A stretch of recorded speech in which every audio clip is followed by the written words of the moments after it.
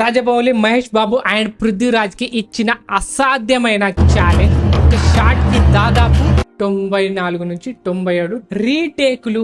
ఇది Varanasi SSMB 29 cinema shooting సమయంలో జరిగిన సంఘటన. పృథ్వీరాజ్ సుకుమారన్ ఇటీవల ఇంటర్వ్యూలో ద హాలీవుడ్ రిపోర్టర్ ఇండియాతో చెప్పాడు.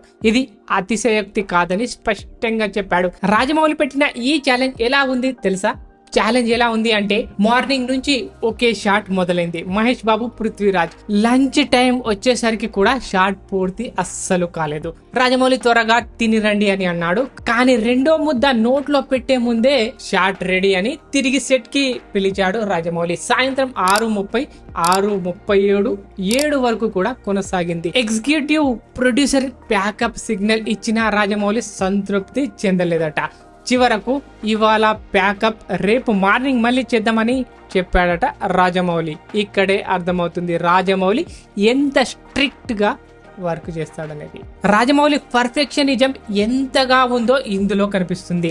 లంచ్ బ్రేకులు కూడా 20 నిమిషాలు మాత్రమే. రాజమౌళి ఉదయం 5:15కే సెట్ కి వచ్చి ప్రిపరేషన్ పూర్తి చేసి నటుల కోసం వేచి ఉంటారట. అది పృథ్వీరాజే స్వయంగా చెప్పాడు. మరి మహేష్ బాబు ఈ సీన్ ని ఎలా చేశాడో చెప్పాలంటే, మహేష్ బాబు పృథ్వీరాజ్ ఇద్దరు ఓపికగా ఎన్ని రీటేకులు చేశారు, ఓపికగా అన్ని రీటేకులు చేశారు. పృథ్వీరాజ్ చెప్పిన ప్రకారం వాళ్ళు ఇద్దరు జోకులు కూడా చేసుకున్నారు. 94, 95, 96, 97 ఇలా రాజమౌళి విజన్ పై పూర్తి నమ్మకంతో ఎలాంటి ఫిర్యాదు లేకుండా కంప్లీట్ చేశారు. రాజమౌళి నటులను ఎంతగా పుష్ చేసినా వాళ్ళు అతని కోసం అంత తీవ్రంగా పనిచేస్తారని ఈ సంఘటన మనకు చెబుతుంది. ఈ రోజు షాట్ పూర్తి కాలేదు కాబట్టి మరుసటి రోజు ఉదయం మళ్ళీ షూట్ చేశారు. రాజమౌళి ఇలా ప్రతి షాట్ ను పర్ఫెక్ట్ గా తీయాలని పట్టుబడతాడు. ఇది వారణాసి ఎంత పెద్ద స్కేల్లో ఎంత డిమాండింగ్ జరుగుతుందో చూపిస్తుంది. సినిమా ఇంకా షూటింగ్ లో ఉంది, 2027 లో వస్తుంది. ఇది రాజమౌళి స్టైల్ కి క్లాసిక్ ఉదాహరణ.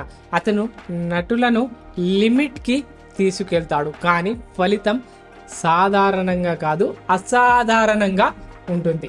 సో రాజమౌళి విజన్ కి మీరు సెల్యూట్ చేస్తే కామెంట్లో సెల్యూట్ అని టైప్ చేయండి.